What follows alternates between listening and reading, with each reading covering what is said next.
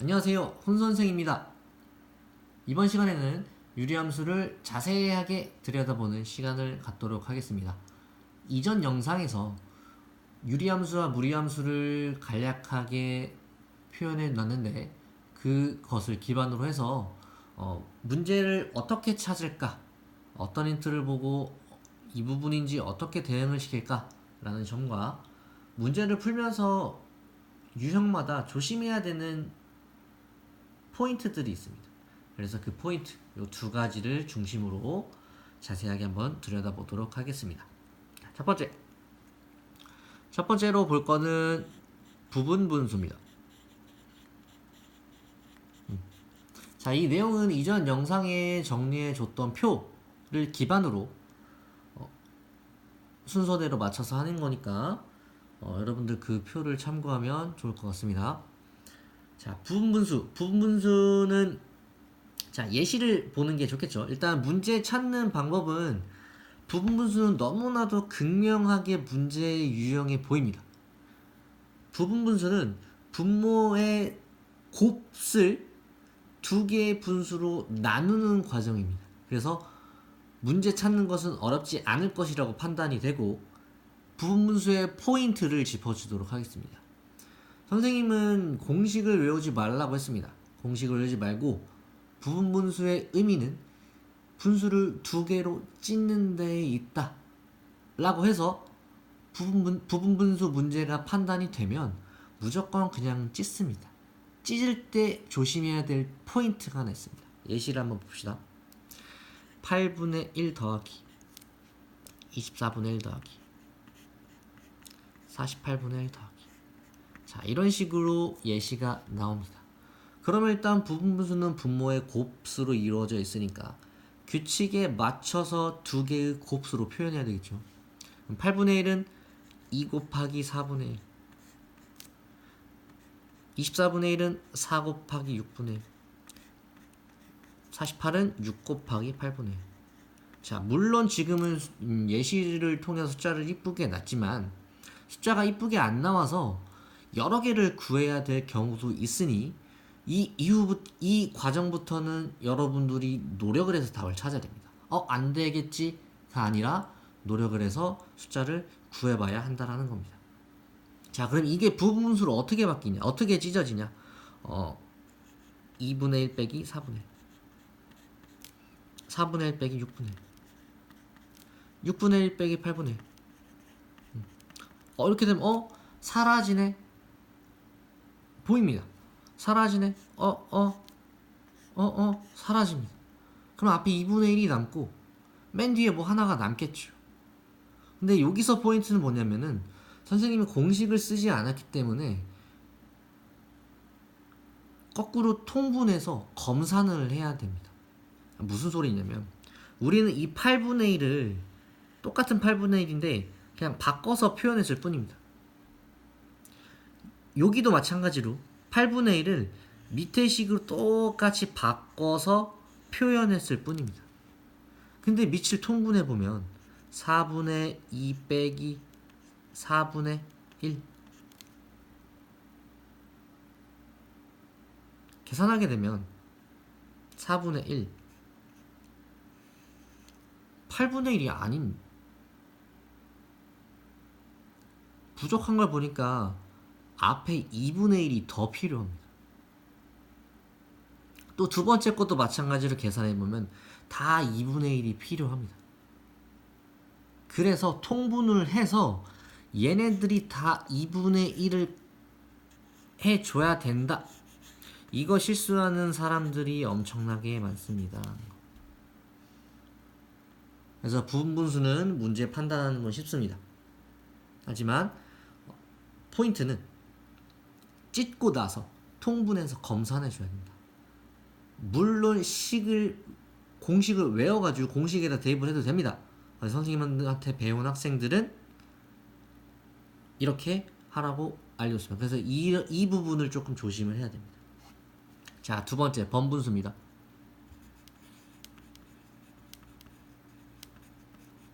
자, 번분수는 너무 눈에 띄게 보입니다.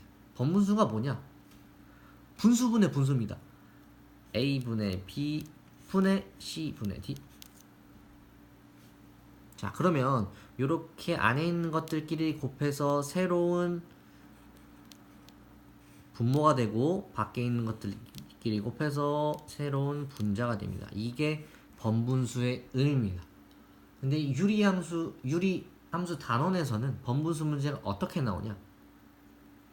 3 더하기 3 더하기 3 더하기 많이 봤을 거로 생각됩니다. 자, 이거는 안에서부터 천천히 해주면 됩니다. 이것도 조심해야 될 거는 천천히 여러분을 믿고 해야 된다라는 거. 그 부분만 조심하면 되고. 자, 세 번째. 자, 세 번째는 x 플러스 마이너스 x분의 1의 형태. 자, 이 문제의 포인트가 어디에 있냐면 이 문제는 곱셈 공식 문제라고 해도 똑같습니다. 우리 곱셈 공식 하면은 a 플러스 b의 제곱은 a 제곱 플러스 2ab 플러스 b 제곱.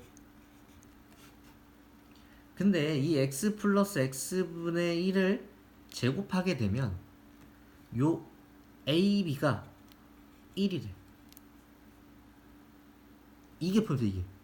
왜냐면 곱셈 공식에서는 두 개를 알려줘야지 하나를 구할 수 있어. 두 개를 알려줘야지 하나를 구할 수 있어. 이런 형태인데 얘는 AB가 무조건 1이야. 물론 여기 상수가 끼면 달라지겠지만 AB가 숫자로 나와. 그래서 이거 하나만 알면 얘도 할 수 있고 얘도 할 수 있고 다양한 형태를 알 수 있다는 게 포인트. 물론 문제 판단하는 거는 이 모양이 나와서 쉽습니다.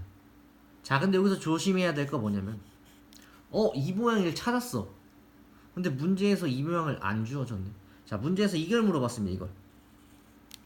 이걸 물어봤는데 이게 없어. 문제에서 엉뚱한 이게 있어. 이게. 자, 이건 기억해야 됩니다. 이거는 x로 식을 전체로 나누어지게 되면 x분의 1의 형태가 나옵니다. 그래서 x 플러스 x분의 1이 마이너스 4. 자, 이것만 좀 기억해줘. 멘붕 납니다, 시험 때. 분명 x 플러스 x분의 1 혹은 x 마이너스 x분의 1을 알아야 되는데 되게 엉뚱한 것만 주고 뭐 비례식인가? 대입하는 건가? 요것만 기억하면 이 문제는 간단하게 해결이 됩니다. 자, 네 번째 K 문제라고 적었어요. K 문제. 자, 이거는 뭐 예시를 들어주는 게 좋을 것 같은데 3분의 x 플러스 y는 4분의 y 플러스 z 5분의 x 플러스 z. 자, 이렇게 식 3개가 다 등호로 이루어져 있다면 이 문제는 이 문제가 됩니다. 또 여기서는 조심해야 될 게 없어. 그냥 노력하면 돼. 풀었어.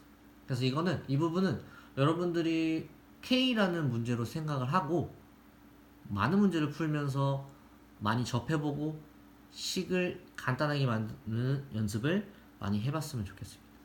자, 5번. 자, 5번 쌤이 이거 나누면서 고민을 되게 많이 했는데 비례식 문제. 자, 비례식 문제는 어떻게 나왔냐면 x 대 y 대 z는 3 대 4 대 5.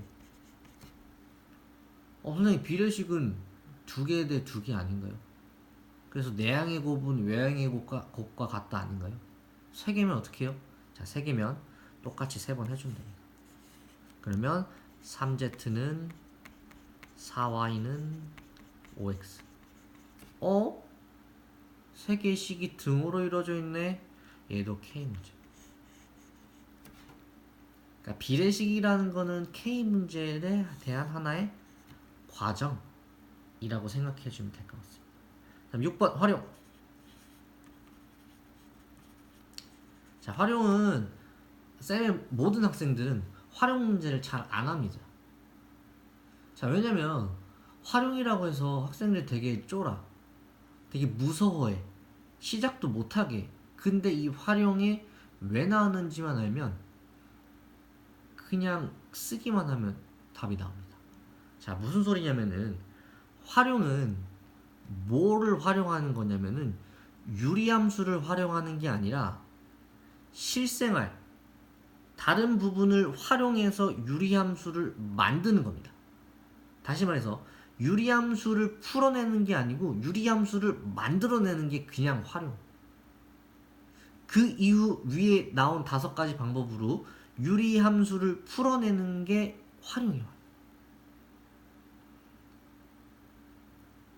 그래서 활용은 다른 말로 말해 유리함수 만들기 하는 겁니다. 그래서 절대 쫄지 않았으면 좋겠어. 물론 어려운 문제는 어렵게 나와.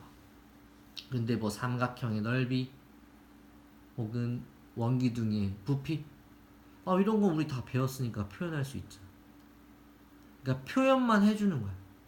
근데 이게 여기서 좀 조심해야 될 건 뭐냐면은 어떤 문자 중심으로 만들 건지. 왜? 유리함수니까 문자가 있어야 될 거야. x가 나오라는 법은 없어. 무슨 뭐 길이라고 하면 뭐 c가 나올 수도 있고. 하니까 어떤 문자로 만들지. 그 다음에 이거는 반드시 유리함수의 모양을 가지고 있어야 된다라는 이 2가지 생각만 하면 식 표현하는 거는 전혀 어렵지가 않습니다. 자, 여기까지 연산 부분에 대해서 한번 6가지로 정리를 해봤는데 조심해야 될 포인트들이 다 있습니다.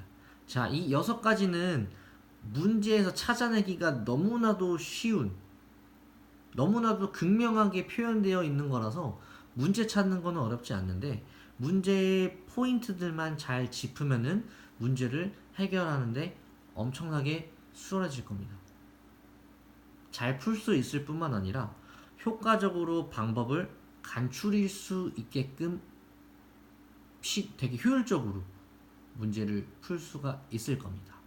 그래서 앞에 만들어준 표에 개인적으로 이 부분들을 자기가 인식할 수 있을 정도로 옆에다가 조금씩 메모를 해 놓는다면 이번 시험은 그 표 하나면 끝이라는 생각을 가지고 표를 중심으로 정리를 해보면 좋을 것 같습니다.